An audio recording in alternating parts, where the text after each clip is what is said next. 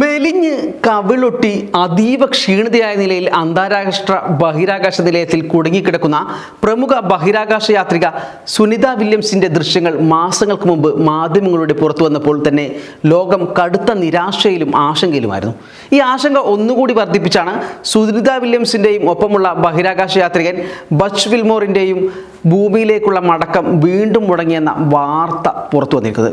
ലോകമേറെ പ്രതീക്ഷയോടെയും ആശ്ചര്യത്തോടെയുമാണ് ഇരുവരുടെയും അന്താരാഷ്ട്ര ബഹിരാകാശ നിലയത്തിലേക്കുള്ള യാത്രയെ നോക്കിക്കണ്ടിരുന്നത്. എന്നാൽ കോടിക്കണക്കിന് മനുഷ്യരെ ആശങ്കയിലാക്കി ഇരുവരുടെയും യാത്ര അനന്തമായി നീളുകയാണ്. അടുത്ത മാർച്ചിലെ ഇരുവർക്കും മടങ്ങാനാവുമെന്നാണ് ബഹിരാകാശ പഠന പര്യവേഷണങ്ങൾക്കായി അമേരിക്കൻ സർക്കാർ സ്ഥാപിച്ച national aeronautic and space administration വ്യക്തമാക്കുന്നത്. ചിലപ്പോൾ ഇവർക്കായുള്ള രക്ഷാദൗത്യം ഏപ്രിൽ വരെ നീണ്ടേക്കാമെന്നും നാസ സൂചിപ്പിക്കുന്നുണ്ട്. നേരത്തെ 2025 ഫെബ്രുവരിയിൽ അന്താരാഷ്ട്ര ബഹിരാകാശ നിലയത്തിൽ നിന്നും, അതായത് ISS ക്രൂ 9 പേടകത്തിൽ നിന്നും ഇരുവരെയും ഭൂമിയിലേക്ക് തിരികെ എത്തിക്കാനാവുമെന്നാണ് നാസ അറിയിച്ചിരുന്നത്. ഇവരെ തിരികെ കൊണ്ടുവരാൻ ഉദ്ദേശിക്കുന്ന സ്പേസ് എക്സ് ക്രൂ ഡ്രാഗൺ സജ്ജമാകാത്തതാണ് യാത്ര വൈകാനുള്ള ഇപ്പോഴത്തെ പ്രധാന കാരണം. നേരത്തെ നിശ്ചയിച്ച ക്രൂ 9 പകരം സ്പേസ് എക്സിന്റെ ക്രൂ 10 ഇരുവരെയും തിരികെ എത്തിക്കാനാണ് ഇപ്പോഴത്തെ ശ്രമം നടക്കുന്നത്. ഇതിന്റെ യാത്രയാണ് ഇപ്പോൾ മാർച്ച് അവസാനത്തേക്ക് വീണ്ടും ഷെഡ്യൂൾ ചെയ്തിരിക്കുന്നത്. ഒട്ടിയ കവിളോടെയുള്ള സുനിത വില്യംസിന്റെ ദൃശ്യങ്ങൾ ലോക മനസാക്ഷിയെ ഞെട്ടിച്ചതിന് പിന്നാലെ തനിക്ക് ബുദ്ധിമുട്ടുകളൊന്നുമില്ലെന്ന് അറിയിച്ച് സുനിത തന്നെ രംഗത്തെത്തിയിരുന്നു. തങ്ങൾ ആരോഗ്യവാന്മാരാണെന്നും ആശങ്കപ്പെടേണ്ടതില്ലെന്നുമായിരുന്നു സുനിത വില്യംസിന്റെ വിശദീകരണം. നിത്യേനയുള്ള വ്യായാമവും ഭക്ഷണത്തിന്റെ അളവ് കുറയ്ക്കുന്നതുമാകാം കവിളൊട്ടുന്നതിന് കാരണമായതെന്നും അവർ പറഞ്ഞിരുന്നു. പിന്നാലെ കഴിഞ്ഞ ദിവസം ബഹിരാകാശ നിലയത്തിൽ സുനിത വില്യംസ് ക്രിസ്മസ് ആഘോഷിക്കുന്നതിൻ്റെ ചിത്രങ്ങൾ നാസയുടെ ജോൺ സ്പേസ് സെന്റർ എക്സ് പേജിൽ പങ്കുവച്ചിരുന്നു. ഭൂമിയിൽ ക്രിസ്മസ് ആഘോഷിക്കുന്നതിന് ഒരാഴ്ച മുമ്പ് തന്നെ ബഹിരാകാശ നിലയത്തിൽ ആഘോഷം തുടങ്ങിയതിൻ്റെ ദൃശ്യങ്ങളായിരുന്നു അത്. 2024 സെപ്റ്റംബർ 11 MS-26 ബഹിരാകാശ നിലയത്തിലെത്തിയ ഡോൺ പെറ്റിനൊപ്പം ക്രിസ്മസ് തൊപ്പി, അതായത് സാന്താക്ലോസിന്റെ തൊപ്പി ധരിച്ച് നിൽക്കുന്ന സുനിതയെ കാണാമായിരുന്നു. പക്ഷേ ഈ ദൃശ്യങ്ങളിൽ നേരത്തെ വന്നവയിൽ നിന്ന് വ്യത്യസ്തമായി അല്പം കൂടി ഊർജ്ജസ്വലമായിട്ടാണ് സുനിതയെ കാണപ്പെട്ടത്. 2024 ജൂൺ 7 ഇന്ത്യൻ വംശജയും മുൻ നേവി ഏവിയേറ്ററും ടെസ്റ്റ് പൈലറ്റുമായ സുനിത വില്യംസ്, മുൻ US നേവി ക്യാപ്റ്റൻ ബാരി ബച്ച് വിൽമോർ എന്നിവർ ബോയിങ് സ്റ്റാർലൈനർ പേടകത്തിൽ സുരക്ഷിതമായി ബഹിരാകാശ നിലയത്തിലെത്തിയത്. ഏറെ ആഹ്ലാദത്തോടെ നൃത്തം ചവിട്ടിയാണ് സുനിത വില്യംസ് ബഹിരാകാശ നിലയത്തിലേക്ക് അന്ന് പ്രവേശിച്ചത്. സ്റ്റാർലൈനർ പേടകത്തിന്റെ മനുഷ്യരെ വഹിച്ചുള്ള ISSലേക്കുള്ള ആദ്യ ദൗത്യവും സുനിത വില്യംസിന്റെ 3ാം ബഹിരാകാശ ദൗത്യവുമായിരുന്നത്. സ്റ്റാർലൈനർ പേടകത്തിൽ യാത്ര ചെയ്ത ആദ്യ വനിത, ഒരു പുതിയ ബഹിരാകാശ പേടകത്തിന്റെ ആദ്യ പരീക്ഷണം നടത്തുന്ന വനിത എന്നീ നേട്ടങ്ങളന്ന് സുനിതക്ക് സ്വന്തമാക്കാനായിരുന്നു. ഫ്ലോറിഡയിലെ കേപ്പ് കാനവറൽ സ്പേസ് ഫോഴ്സ് സ്റ്റേഷനിൽ നിന്ന് ജൂൺ 5 വിക്ഷേപിച്ച പേടകം 26 മണിക്കൂറുകൾ ശേഷമാണ് ബഹിരാകാശ നിലയത്തിലെത്തിയത്. 8 ദിവസത്തെ ദൗത്യവുമായി എത്തിയ ഇരുവരും ജൂൺ 13 മടങ്ങാനാണ് നേരത്തെ പദ്ധതി ഇട്ടിരുന്നത്.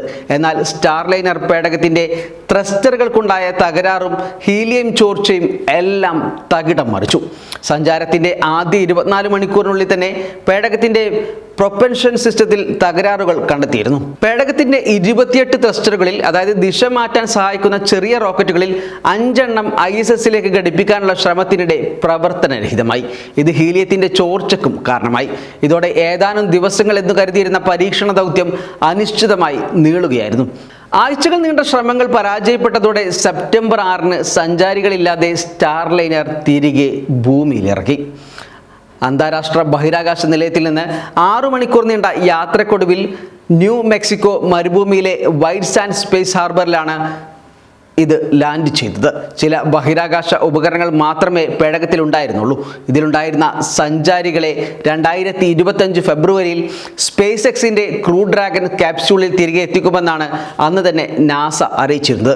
ക്രൂ ദൗത്യം നീണ്ടതോടെ ഇവരുടെ യാത്രയും നീളുകയായിരുന്നു.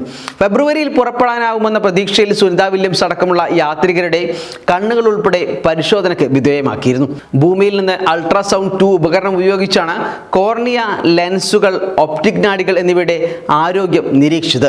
വില്യംസ് ഉൾപ്പെടെ ബഹിരാകാശ യാത്രികയിൽ പരിചയസമ്പന്നരാണത് വലിയ ആശ്വാസമാണെങ്കിലും ഗുരുത്വാകർഷണ ബലം തീരെ കുറവായ ബഹിരാകാശ നിലയത്തിൽ ദീർഘനാൾ താമസിക്കുന്നത് മനുഷ്യ ശരീരത്തിൽ നിരവധി പ്രത്യാഘാതങ്ങൾ ഉണ്ടാക്കുമെന്നതിനാൽ അതീവ ഗൗരവത്തോടെയാണ് ബഹിരാകാശത്തേക്കുള്ള യാത്രയുടെ ആരോഗ്യ പരിപാലന പ്രവർത്തനങ്ങൾ നടത്തുന്നത്.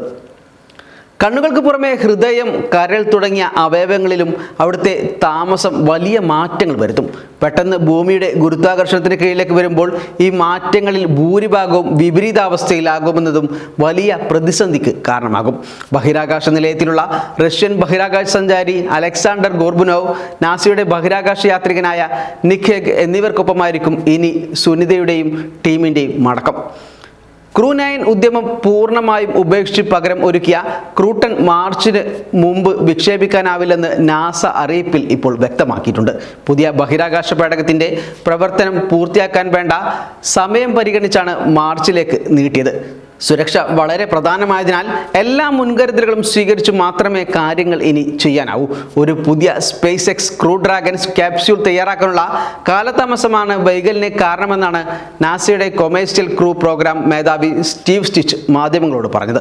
ഒരു പുതിയ ബഹിരാകാശ പേടകത്തിന്റെ നിർമ്മാണം, അസംബ്ലി, ടെസ്റ്റിംഗ്, സംയോജനം എന്നിവ വളരെ ശ്രമകരമായ ഒന്നാണ്. അത് വിശദമായി തന്നെ ശ്രദ്ധിക്കേണ്ടതുണ്ട്. അടുത്ത ക്രൂ മാർച്ച് അവസാനത്തോടെ പുതിയ സ്പേസ് എക്സ് ക്യാപ്സ്യൂളിൽ വിക്ഷേപിക്കുമെന്ന് പ്രതീക്ഷിക്കുന്നു. നാസയുടെ ബഹിരാകാശ യാത്രികരായ Anne McClain, Nicole Ayers, Russian ബഹിരാകാശ സഞ്ചാരി കിറിൽ പെസ്കോവ്, ജപ്പാനീസ് ബഹിരാകാശ സഞ്ചാരി തക്കുയ ഒനിഷി എന്നിവരുൾപ്പെടെയാണ് ക്രൂട്ടൺ സംഘത്തിലുള്ളത്. അവർ എത്തിക്കഴിഞ്ഞാൽ വിൽമോറും സുനിതയും ടീമംഗങ്ങളായ നിക് ഹോഗും അലക്സാണ്ടർ ഗോർബുനോവും പുതിയ ക്രൂ സ്റ്റേഷൻ പ്രവർത്തനങ്ങളെക്കുറിച്ച് വിശദീകരിച്ച് നൽകുകയും വിവരങ്ങൾ കൈമാറുകയും ചെയ്യേണ്ടി വരും. സ്റ്റീവ് സ്റ്റിച്ച് പറയുന്നു. പേടകം അവിടെ എത്തിയ ശേഷം വിവര കൈമാറ്റം കൂടി കഴിഞ്ഞ് സുനിതക്കും കൂട്ടർക്കും മടങ്ങാനാവൂ എന്നാണ് ഈ വാക്കുകൾ സൂചിപ്പിക്കുന്നത്. മാർച്ചോ ഏപ്രിലോ എന്നതുപോലും കൃത്യമാവില്ലെന്ന് തന്നെയാണ് ഈ വാക്കുകളിലെ ധ്വനി. Waytonikah.com, the exclusive Muslim matrimonial site.